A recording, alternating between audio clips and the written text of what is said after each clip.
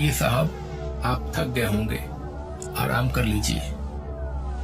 मैं आपके रहने का इंतजाम करता हूँ। कल सुबह साहब से मुलाकात होगी और वही आपको सब काम समझा देंगे। किसी चीज की जरूरत हो तो मुझे आवाज दे दीजिएगा, मैं यहीं बगल में हूँ।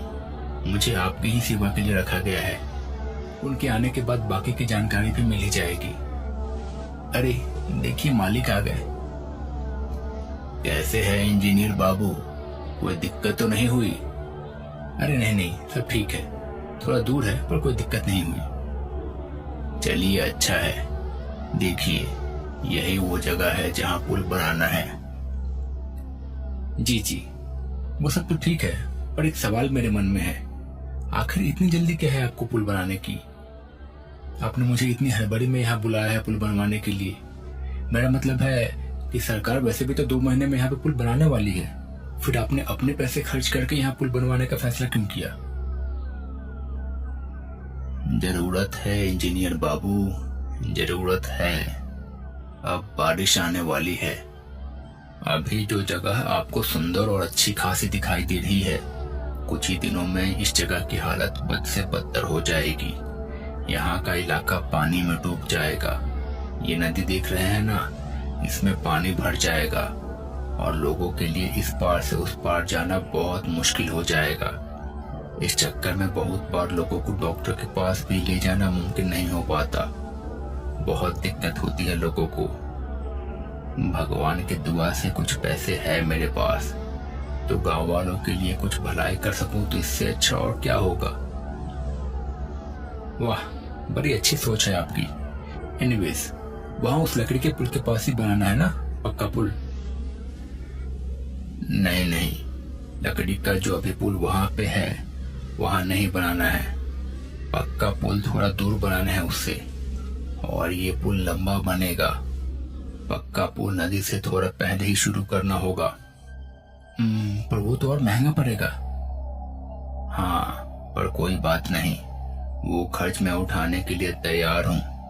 पर पुल लंबा ही बनेगा, पानी से दूर।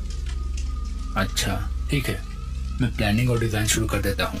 और फिर कितने लोग आएंगे, रॉ मटेरियल कितना लगेगा, मजदूर कितने लगेंगे, ये सब मैं आपको बताता हूँ। चलिए ठीक है, अब आप प्लानिंग शुरू कीजिए। किसी चीज की जरूरत हो तो रामू को कह दीजिएगा। और हाँ, एक बात और, रात को नदी में मत जाइएगा, ठीक नहीं है वहां पे जाना। मैं चलता हूँ अब। अगर ये पक्का पुल लकड़ी के पुल के पास बनता तो कितना अच्छा होता। पैसे भी कम लगते हैं और डिजाइन भी आसान हो जाता। वहाँ की जमीन पुल के लिए अच्छी भी है। पता नहीं फिर क्यों ये ठाकुर साहब वहाँ पुल बनाने से मना कर रहे हैं। खैर, साहब खाना तैयार है, चलिए खाना खा लीजिए। अच्छा हाँ, थैंक यू। अच्छा रख दो वहाँ पे, मैं खा लूंगा। एक बात बताओ, ये ठाकुर साहब ने रात में पानी में जाने से क्यों मना किया मुझे? मगरमच्छ या जहरीले सांप है क्या नदी में? फिर तो पुल बनाने में बड़ी मुश्किल हो जाएगी। अरे नहीं साहब, नदी में मगरमच्छ या सांप नहीं है, पर फिर भी लोग अंधेरा ढलने के बाद नदी के पानी में नहीं जाते हैं। पहले ठीक था, पर कुछ 1-2 साल से ये सब चला आ रहा है। लोगों का मानना है कि नदी में कुछ ऐसा है जो कि लोगों को पानी के अंदर खींच के लेके जाता है। खींच के लेके जाता है? क्या खींच के लेके जाता है? वो सब मैं आपको नहीं समझा पाऊंगा। बस आप अंधेरा ढलने के बाद पानी में मत जाइएगा। अच्छा ठीक है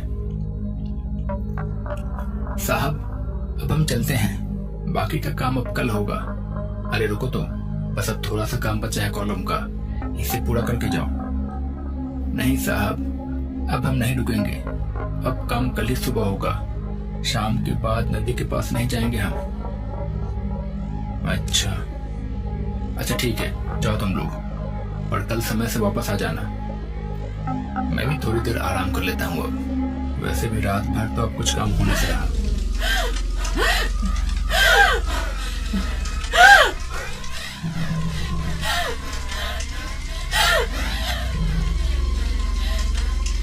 अरे ये आवाज कैसी आ रही है?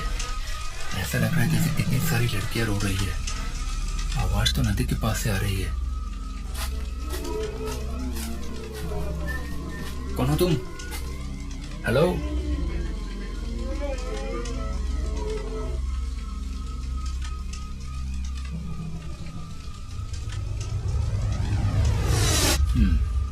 लगता है कोई जानवर या गीदड़ है। पता नहीं क्या था ये, आवाज भी बहुत अजीब है। खैर, कल सुबह जल्दी उठना है, सो जाता हूँ, वरना ये मजदूर तो फिर से काम खत्म करके चले जाएंगे। बिना मतलब के ठाकुर साहब मुझे बोलेंगे कि मेरी वजह से देरी हो रही है। कौन हो तुम? और मैं यहाँ कैसे? ये जगह कौन सी है? हेलो, कोई है? कौन हो तुम? और मैं यहाँ कैसे आया? तुम आए नहीं, तुम्हें लाया गया है। अगर तुमने वो पुल बनाया या बनाना जारी रखा तो तुम्हें अपनी जान से हाथ धोनी पड़ेगी। क्या? क्यों? उस नदी में ना जाने कितनी लड़कियों का गलत फायदा उठा के लाश को पानी में दबा दिया है उसने। अब वो सब उससे अपना बदला लेना चाहती हैं। और जब तक वो उस नदी के पास नहीं आएगा तब तक वो अपना बदला नहीं ले पाएगी।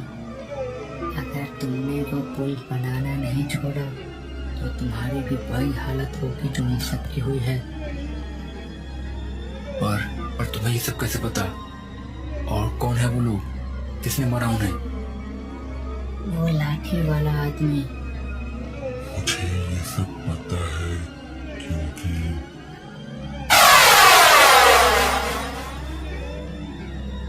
क्योंकि उसने मुझे भी मारा है। ये क्या था?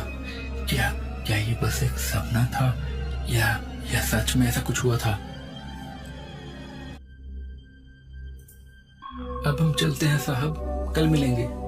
अच्छा, ठीक है, जाओ, पर कल जल्दी आ जाना। कैसा चल रहा है काम इंजीनियर साहब? क्या लगता है कितने दिन लगेंगे? जल्दी तो बन जाएगा ना ब्रिज? उस सपने में उस लड़के ने कहा था कि लाठी वाले आदमी ने किया था वो सब। इस ठाकुर के आदमी के पास भी लाठी है, कहीं वही तो नहीं? पर पता कैसे चलेगा? एक तरीका है। काम तो अच्छा चल रहा है, पर कल से काम नहीं होगा। मैं ये काम बंद कर रहा हूँ। मुझे लड़कियों के साथ हुए घिनौने काम और उनके कत्ल के बारे में सब पता चल गया है। अब मैं आज ही यहाँ से निकल जा रहा हूँ और पुलिस को सब कुछ सच बता दूंगा मैं। उसके बाद वो ही गुनहगारों को उनके किए की सजा देंगे। तो तुम्हें सब कुछ पता चल गया?